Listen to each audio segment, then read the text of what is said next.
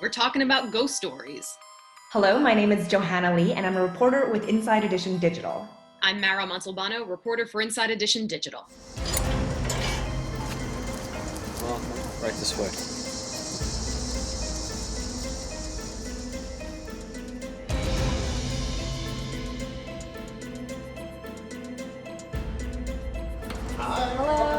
I worked on a story with my team in which we visited the Morris-Jumel Mansion, which is allegedly the most haunted place in New York City. The Morris-Jumel Mansion, which is located in today's Washington Heights, is first made famous by George Washington, who set it up as his headquarters during the Revolutionary War. It was later purchased by a woman named Eliza Jamel, who was once the wealthiest woman in New York City and also a wife of former Vice President Aaron Burr. And today, we believe she haunts it.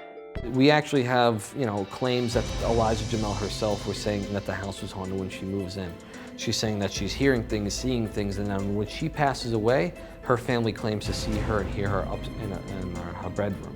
In January 1962 is when our most famous ghost sighting took place here, just outside on the slate by the front door.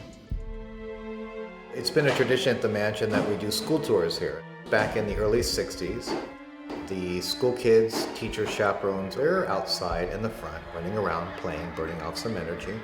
And this woman in full period clothes comes out onto this balcony and she says to them, "Be quiet or go home." The kids, the teacher, chaperone, they look at her and they really don't put much stock into this because they think she's like a reenactor or a tour guide dressed up and from the period. The curator finally gets her. She apologizes and says, "Look, I had a problem with the train. Let's go ahead and start the tour." The big grand portrait of Eliza Jamel that's now on the first floor used to be here on the second floor.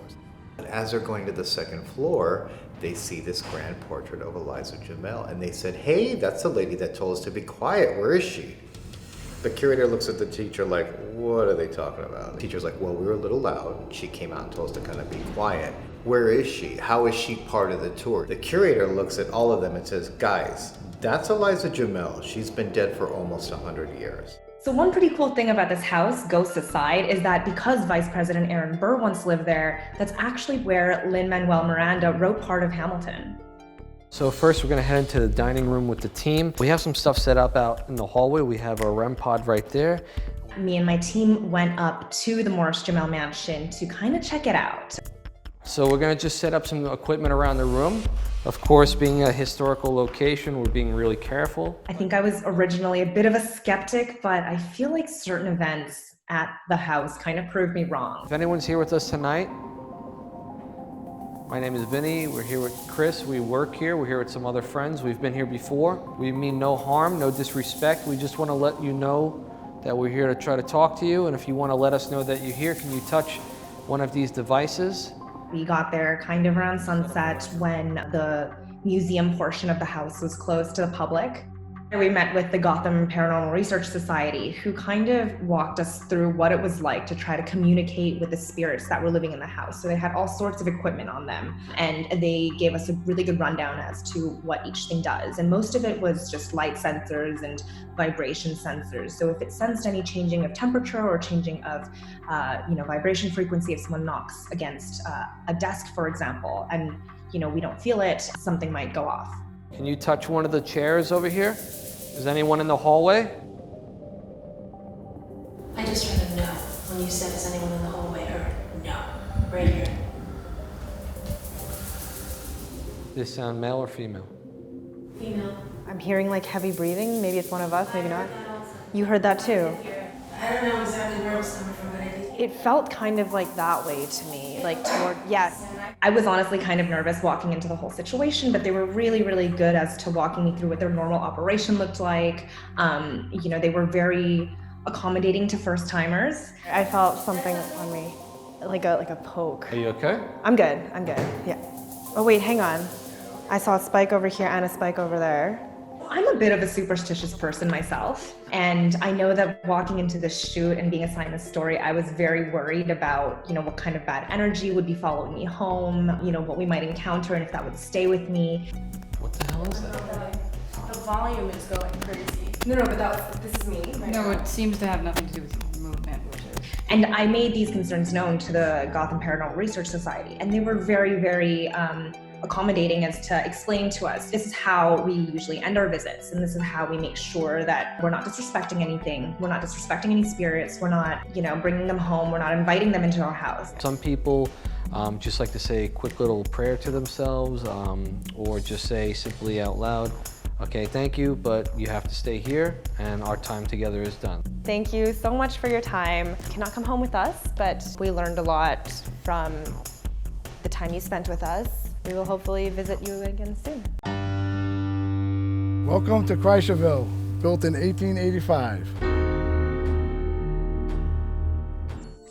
I went to the Kreischer Mansion, which is located on Staten Island and has many reported cases of hauntings, if you will. We have heard moans and groans, doors shutting. We will actually hear furniture moving around upstairs sometimes, footsteps.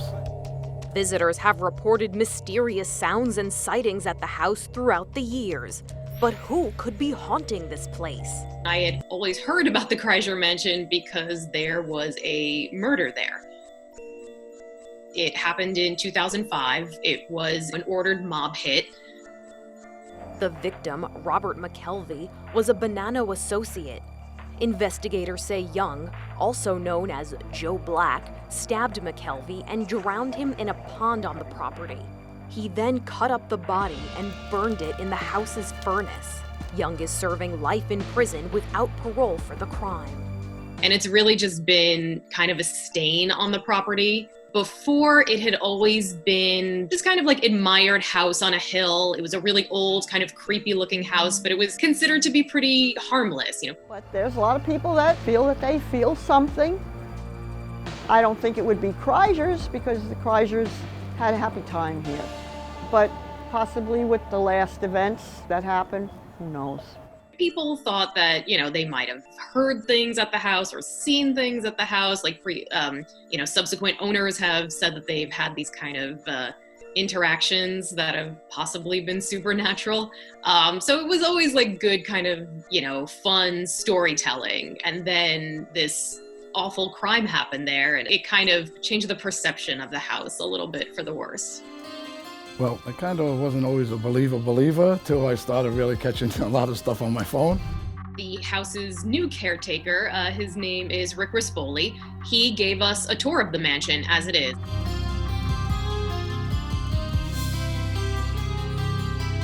This is a thing they used to use in the 1800s called encruster. It's a cross between leather and linoleum. They used to use it a lot in the 1800s. They really don't use it these days, but it was done back then a lot. The house is kind of decorated now for the haunt at the Kreischer Mansion, which is a Halloween hayride and haunted house that we run through the whole month of October. He turned the house into like a real haunted house for Halloween that people could, visit and tour. And, he made it creepy and spooky. He put up, skeletons and ghosts and cobwebs and things like that to, really add to the ambiance for Halloween.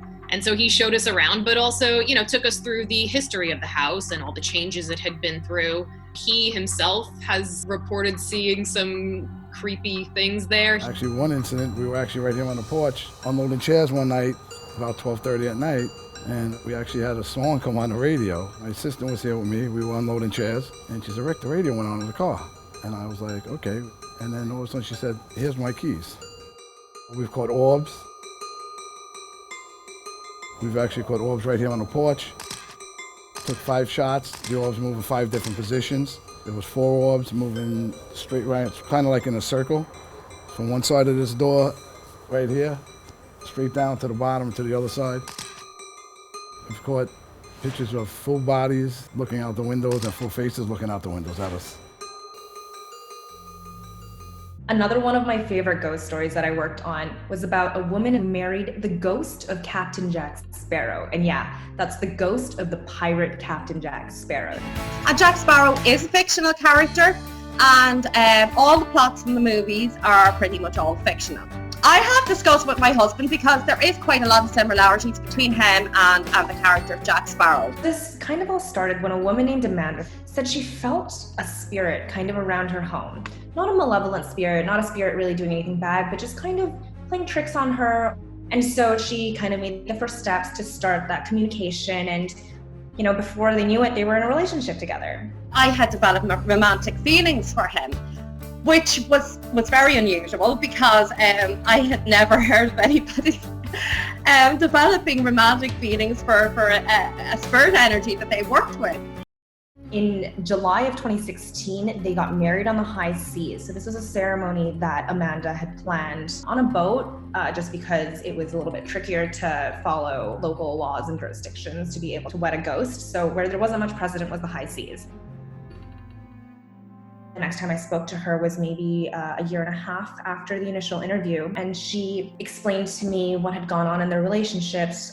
She said she believed that he was causing a lot of health problems for her, and so she wanted to get a divorce, but it was getting kind of messy, and he didn't really want to leave. As untraditional as Amanda's marriage sounded, I've discovered that ghost weddings are not that uncommon among other cultures. There are some Chinese communities in Southeast Asia that actually also do this kind of practice. Less traditionally, it would be with a person who is alive and a person who is dead. But more commonly, a ghost marriage would be between two dead parties. A similar case was documented by the Singapore paranormal investigators, who said two sets of parents who didn't know each other learned in their dreams their deceased children wanted to be married. There's also a Netflix show titled The Ghost Bride that kind of talks through what a ghost marriage is about.